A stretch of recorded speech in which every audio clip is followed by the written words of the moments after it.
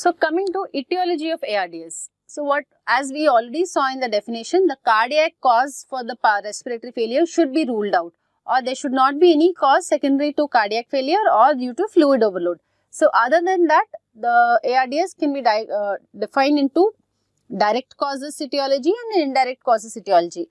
The etiology of direct causes is mostly secondary to the respiratory failure. So either it can be secondary to some pneumonia or aspiration pneumonia or aspiration of gastric contents, inhalational injury or chemical pneumonitis, as we see especially in these hydrocarbon poisonings and acid poisonings, secondary to pulmonary contusion or vasculitis and drowning. The indirect causes would definitely contribute to your sepsis, septic shock, severe sepsis, pancreatitis, trauma, burns, drug overdose and TRALI, that is transfusion related acute lung injury. So, pathophysiology of ARDS. As we saw, the first time when the ARDS was defined, the Ashbog and colleagues found that there was a diffuse alveolar damage in the autopsy of all the patients who suffered with a respiratory failure and died because of it. So here, diffuse alveolar damage was considered to be the hallmark of ARDS. So whatever, be it a direct cause ARDS, indirect cause ARDS or mild, moderate, severe, finally when the patient's lung was autopsied, they found that in every patient there was a alveolar damage which occurred.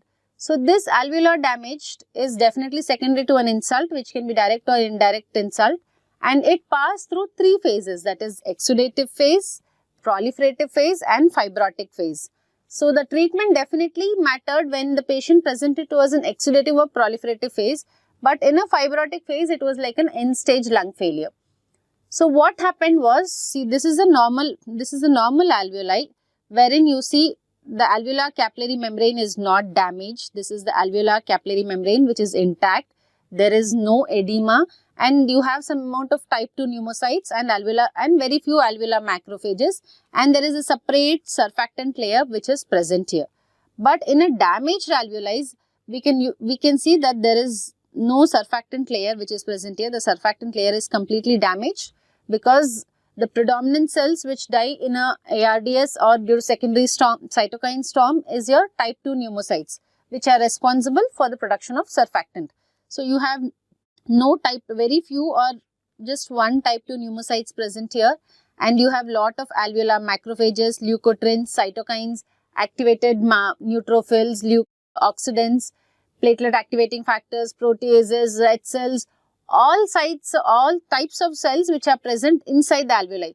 You can even see there is so much of edema inside here. There is so much of fluid which is present inside this alveoli. So that this injured alveoli during this acute phase has got a protein-rich edema fluid, whereas a normal alveoli does not have any edema fluid.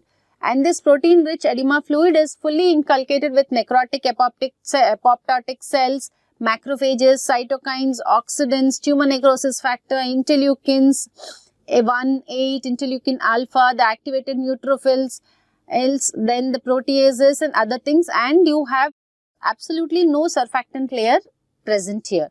Even your blood vessels are fully filled with your cytokine. So it is a cytokine storm which occurs, which damages the alveoli and causes a diffuse alveolar damage, and hence because of this diffuse alveolar damage, the patient progresses from first to exudative phase to proliferative phase and finally to the fibrotic phase where the lung becomes stiff and there is no compliance at all.